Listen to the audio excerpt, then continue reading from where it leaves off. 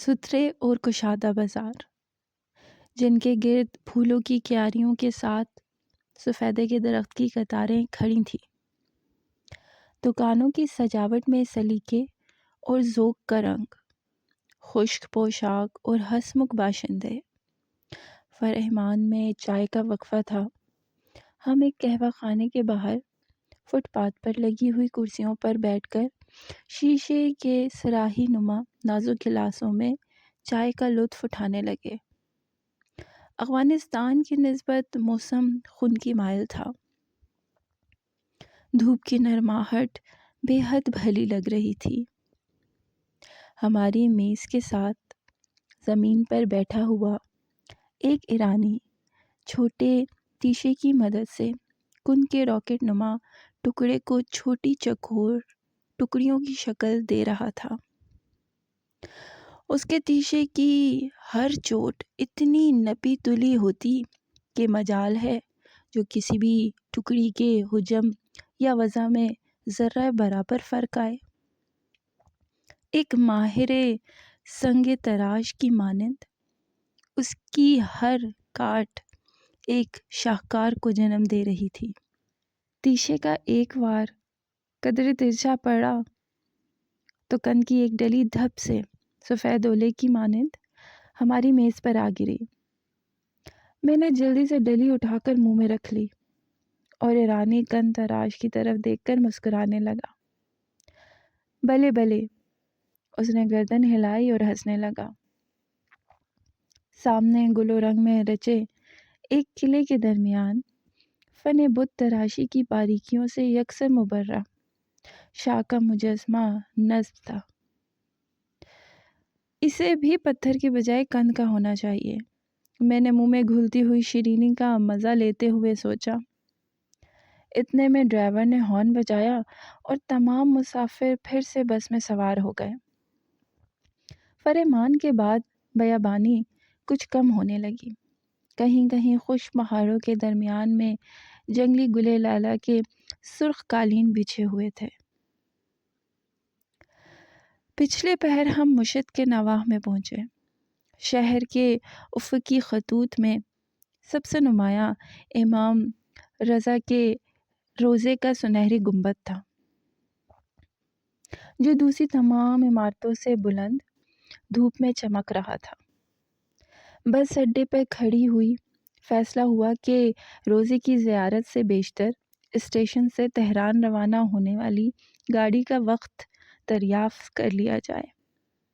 مشت کا railway station حال ہی میں تعمیر ہوا ہے۔ جدید فن تعمیر کے نمونے کی ایک کشادہ اور وسیع عمارت، جس کی چھت ایک خصوصی حیثیت کی حامل ہے۔ یوں محسوس ہوتا ہے کہ ستونوں کے بغیر کھڑا ہوا اتنا بڑا اور اونچا چھجا ابھی گر پڑے گا۔ بہرحال اس روز تو بچاؤ ہو گیا۔ اندر داخل ہوئے تو معلومات اور ٹکٹوں کی کھڑکیاں بند تھیں اور پورا ہال بھائیں بھائیں کر رہا تھا۔ ایک خاکروب سے معلوم ہوا کہ صبح ایک گاڑی تہران سے آتی ہے جو شام کو واپس چلی جاتی ہے۔ وقفے میں اسٹیشن کے عملے کے ارکان گھر جا کر کہلولہ فرماتے ہیں۔ شیخ اور دوسرے پاکستانی ابھی تک ہمارے شریک سفر تھے۔ انہوں نے انتظار خانے کے بینچ پر استراحت کا ارادہ کرتے ہوئے کہا، مشت سخت مذہبی شہر ہے، مجھے موافق نہیں آ سکتا، آپ لوگ زیارت کرائیں، میں سامان کی رکھوالی کرتا ہوں۔ شیعہ مسلمانوں کے نزدیک مشت امام کے روضے کی نسبت سے کربلا اور نجف کے بعد سب سے زیادہ تقدس رکھتا ہے۔ روضے کے صدر دروازے کے اندر داخل ہوتے ہی دونوں طرف تبرکات کی متعدد دکانیں ہیں۔ حضرت علی رضی اللہ تعالیٰ عنہ، حضرت امام حسن رضی اللہ تعالیٰ عنہ اور حضرت امام حسین رضی اللہ تعالیٰ عنہ کی رنگدار شبیہیں، تسبیحیں، مذہبی قطعے، کیلنڈر، خاک پاک اور ہر مرض کے لیے چاندی کے تعویذ۔ میں نے تھیلے سے اپنا مووی کیمرہ نکالا اور لینس پر آنکھ جما کر روضے کے بڑے گنبد کو فوکس میں لے لیا۔ اس سے پہلے کہ میں فلم بنانے کے لیے بٹن دباتا، کسی کے آہنی ہاتھ نے ایک جھٹکے سے کیمرہ چھین لیا۔ میرے سامنے روزے کا مسلح محافظ سینہ تانے کھڑا تھا۔ فوٹو ممنوع، اس نے قہر آلود نظروں سے میری طرف گھورتے ہوئے کہا۔ میرا جی چاہا وہ ایک نظر ان دکانوں پر بھی ڈالے جہاں روزے کی رنگین تصویریں بک رہی تھیں۔ شمع خارجی، فوٹو ممنوع۔ اس نے میرے بڑے ہوئے بالوں اور کپڑوں کو دیکھتے ہوئے اندازہ لگایا۔ خارجی کے لفظ پر علی بدک گیا۔ تم خارجی ہوگے؟ میں شیعان حیدر کرار رضی اللہ تعالیٰ عنہ سے تعلق رکھتا ہوں، قذرباش سمجھے، اور یہ بیچارہ بھی مسلمان ہے۔ ثبوت کے طور پر اس نے اپنے گلے کا تعویذ محافظ کے سامنے لہرا دیا۔ تعویذ پر کلمہ طیبہ تحریر تھا۔ بھلے بھلے، محافظ نے معذرت کرتے ہوئے کہا اور میرا کیمرہ واپس کر دیا۔ ہم شاہ عباس کے تعمیر کردہ بڑے دالان میں داخل ہوئے، جس کی تمام دیواریں بیل بوٹوں سے آراستہ نیلے ٹائلوں سے مزین تھیں۔ میناروں پر سونے کا ملمہ چڑھایا گیا تھا۔ ہر دیوار کے درمیان ایک بلند دروازہ تھا جس کے پہلو میں حجروں کی قطاریں تھیں۔ دالان میں ایران اور دنیا کے ہر خطے سے آئے ہوئے مسلمان عورتیں مرد جمع تھے، بعض نماز میں مشغول اور زیادہ تر آہو بکا میں مصروف۔ امام رضا کی ولادت 770 ہجری میں ہوئی۔ خلفائے وقت مامون الرشید کی خواہش تھی کہ کسی طرح مسلمانوں کے دو بڑے فرقے شیعہ اور سنی ماضی کے اختلافات بھلا کر متحد ہو جائیں۔ اس کوشش میں مامون نے امام رضا کو اپنا جانشین مقرر کیا اور ساتھ ہی اپنی بیٹی ان کے عقد میں دے دی۔ 819 ہجری میں امام رضا زہریلے انگور کھانے کی وجہ سے ہلاک ہو گئے۔ شیعہ تاریخ دانوں کے مطابق مامون الرشید نے امام کو ایک دعوت دی اور دسترخوان پر سجے ہوئے انگور کے خوشوں کے چند دانوں میں زہر بھروا دیا۔ امام نے کھانے کے دوران خاص طور پر زہر آلود انگور کے دانوں سے اجتناب کیا۔ اس پر مامون نے بذات خود وہ انگور امام کو پیش کیے۔ امام رضا اپنے دوست کی دعوت ٹھکرا نہ سکے۔ انگور چکھ کر وہ فوراً ہی دسترخوان سے اٹھ کھڑے ہوئے اور دروازے کی جانب چل دیے۔ مامون نے سب کچھ جانتے ہوئے بھی امام کو پکار کر کہا، رضا کہاں جا رہے ہو؟ امام رضا نے پلٹ کر جواب دیا، مامون، جہاں تم مجھے بھیجنا چاہتے تھے۔ یہ روایت کہاں تک درست ہے، اس کا فیصلہ تو مستند تاریخ دان ہی کر سکتے ہیں۔ بہرحال اس کا راوی دانشگاہ تہران کے شعبۂ تاریخ کا ایک طالب علم تھا۔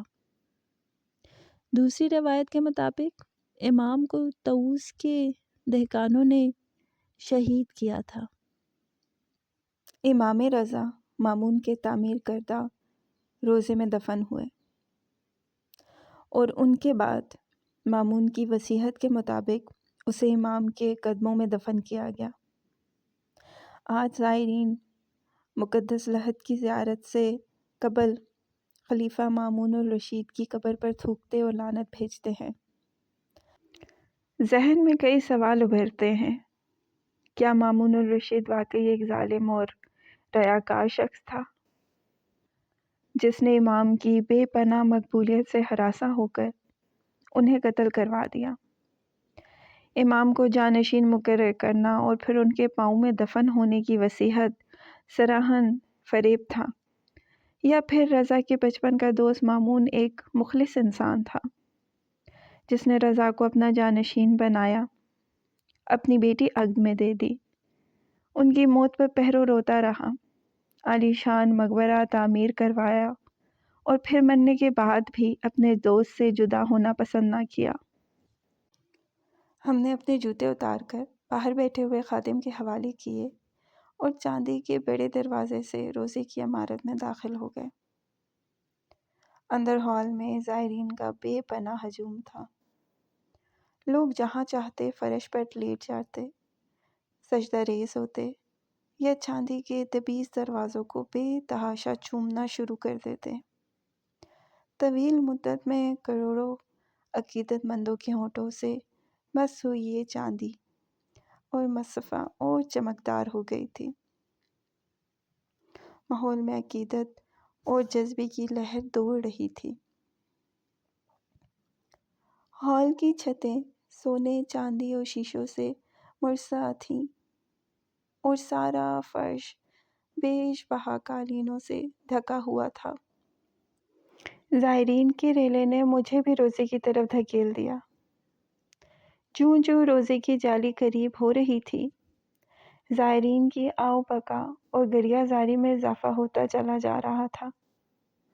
جدید مغربی لباس پہنے ہوئے ایرانیوں کے دوش بدوش خراسانی چرواہے اور ترکمان خانہ بدوش تھے، جن کی نگاہیں ہال کے وسط میں چاندی کی جالی کے بیچ سیاہ ریشمی پردوں میں ملفوف امام کی قبر پر تھیں۔ وہ روتے، آہیں بھرتے، جالی کا طواف کرتے اور پھر دیوانہ وار ان کی قبر سے لپٹ جاتے۔ مریض اور لاچار اپنا پیراہن جالی سے رگڑتے اور امام سے شفا کی بھیک مانگتے۔ ان کی آنکھیں عقیدت کی گرمی سے جل رہی تھیں، جذبہ ان کو کسی اور جہاں میں لے گیا تھا۔ وہ آج امام کی معصومیت کا حصہ بانٹنے آئے تھے۔ مجھ پر بھی ایک اضطرابی کیفیت طاری ہو گئی۔ آج ایک معصوم درویش کو عوام کی عقیدت اور جذبے کی معراج نے اس جگہ لا کھڑا کیا تھا جہاں شہنشاہوں کا گزر بھی نہ تھا۔ شاہ عباس پاپیادہ اپنے دارالسلطنت اصفہان سے یہاں آیا۔ دائمی عظمت کا سرچشمہ واقعی عوام ہوتے ہیں۔ میں نے کانپتے ہاتھوں سے جالی کو چھوا اور پھر پیچھے ہٹ کر ایک کونے میں کھڑا ہو گیا۔ میرے ساتھ کھڑے ہوئے سیاہ پوش درویش نے ہاتھ اٹھا کر درود پڑھا اور میں بھی اس کے ساتھ شریک ہو گیا۔ روزے کے باہر دالان میں بالکل خاموشی تھی۔ دھوپ میں سنہری گنبد چمک رہے تھے۔ میں اسی اضطرابی حالت میں صحن کے ساتھ ساتھ چھوٹے سے راستے میں سے گزر کر مسجد گہر شاد میں داخل ہوا تو ایک دم مکمل خاموشی اور گہرے سکون کا احساس ہوا۔ ساری مسجد نیلی روشنی کے سمندر میں نہائی ہوئی تھی۔ خراسان کی ملکہ اور تیمور کی بہو گوہر شاد کی تعمیر کردہ یہ مسجد ایران کی خوبصورت ترین مسجدوں میں شمار ہوتی ہے۔ نیلے ٹائلوں کا کام اتنا دیدہ زیب ہے کہ ایک فرانسیسی سیاح نے اسے دیکھ کر کہا تھا، مسجد گوہر شاد کی نیلی دیوار ہی پورا ایران ہے۔ تہران جانے والی گاڑی جب اسٹیشن سے باہر نکلی تو مشہد کا شہر آنکھوں کے سامنے آ گیا۔ امام رضا کے روضے کا سنہری گنبد چھتوں اور کشادہ بازاروں سے بلند نیلے آسمان میں ایک سنہری گولی کی مانند ٹکا ہوا تھا۔ روضے محشر اولین پیغمبران حضرت نوح علیہ السلام، حضرت ابراہیم علیہ السلام، حضرت موسیٰ علیہ السلام اور حضرت عیسیٰ علیہ السلام اور ان کے ساتھ حضرت محمد صلی اللہ علیہ وآلہ وسلم، حضرت علی علیہ السلام، حضرت حسن علیہ السلام اور حضرت حسین علیہ السلام جنت کے سب سے اونچے درجے میں ہوں گے اور اللہ تعالیٰ کے سامنے ایک پردہ کھینچ دیں گے۔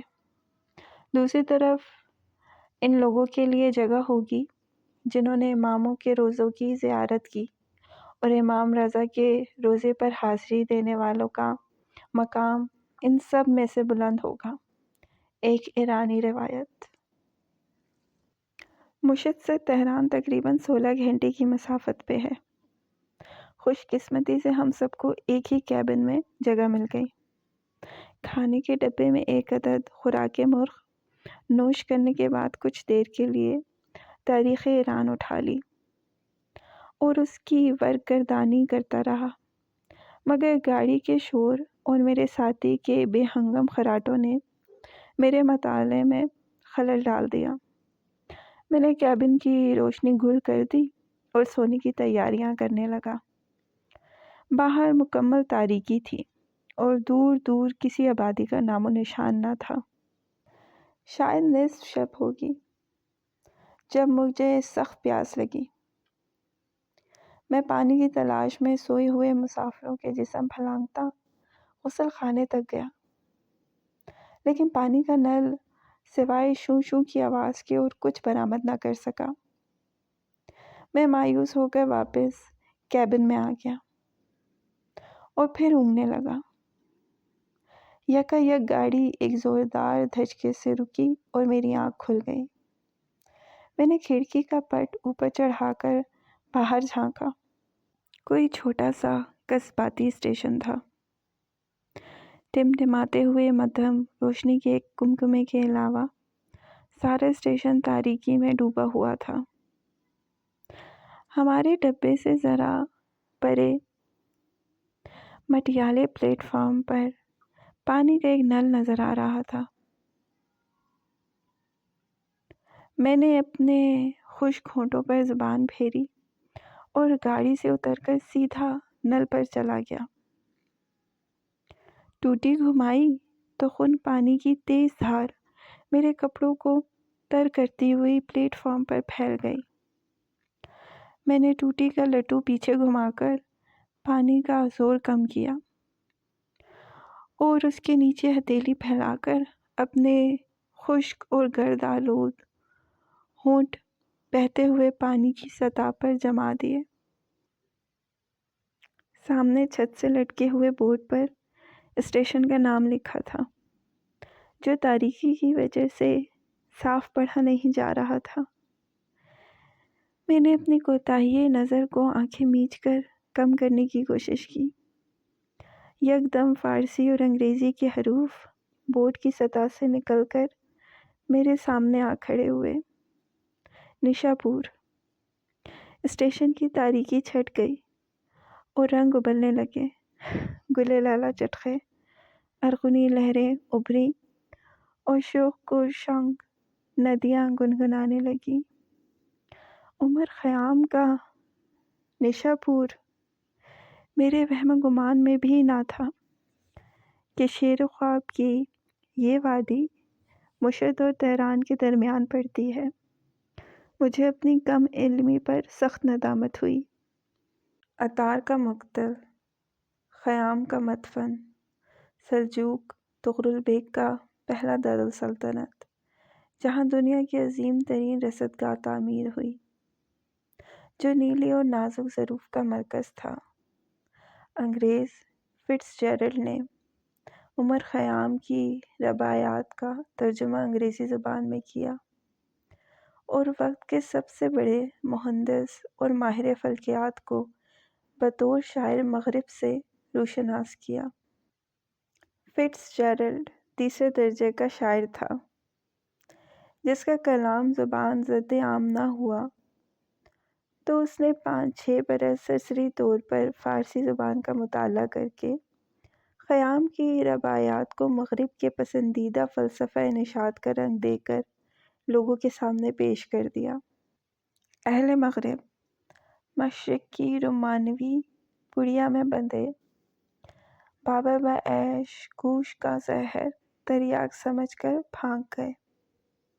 فارسی کے جید علماء رباعیات کے ترجمے کی صحت پر اعتراض کرتے تو فٹز جیرلڈ کہتا، خوبصورت ترجمہ خوبصورت عورت کی مانند وفادار نہیں ہو سکتا۔ حال ہی میں امریکی شاعر رابرٹ فارسٹ نے ایک اخوان کی مدد سے رباعیات کا ترجمہ کیا ہے۔ یہ ترجمہ ایک قدیم نسخے سے کیا گیا اور فارسٹ کا کہنا ہے کہ اس میں خیام کی شاعری کو کسی رد و بدل کے بغیر پیش کیا گیا ہے تاکہ اس کی روح برقرار رہے، جبکہ فٹز جیرلڈ میں یہ چیز مفقود ہے۔ مغربی نقادوں نے فارسٹ کی اس مخلصانہ کوشش کو سراہنے کے بجائے الٹا اسے مطنون کیا۔ انہوں نے جیرلڈ کے ترجمے کو ایک ننھی منی چڑیا سے تشبیہ دی جو فضائے بسیط میں محو پرواز ہے، اور فارسٹ کا ترجمہ اس کے مقابلے میں ایک ایسے حنوط شدہ عقاب کی حیثیت رکھتا ہے جو کارنرز پر بے جان پڑا ہے۔